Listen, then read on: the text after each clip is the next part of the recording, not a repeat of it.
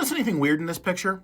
This is a fake tree. Same with this right here. That's not a real tree. You see, in World War I, they would replace real trees with fake ones on the front lines so they could use them for lookout towers and be able to see what the enemy was doing. And it was actually super interesting. Basically, they would try and get as much information, as many pictures of a tree as they could. They then had actual professional artists that would then make an exact replica. And in the middle of the night, they would switch them out, getting rid of the real tree and replacing it with a fake tree that a guy could climb inside and watch. Because if you ever stuck your head above the trench line, boom, you wouldn't have a head anymore. Whereas by replacing a bunch of real trees with fake trees in the middle of the night so that the enemy doesn't know, well, hopefully you'll survive. Of course, these things could be found out and then they'd get blown up or shot to bits. But if they did, it would get a lot of valuable information. There's a lot of different forms of camouflage in World War I. It wasn't just trees, it was also ships, as well as the soldiers themselves, and some very cool tanks. Overall, World War I was very interesting.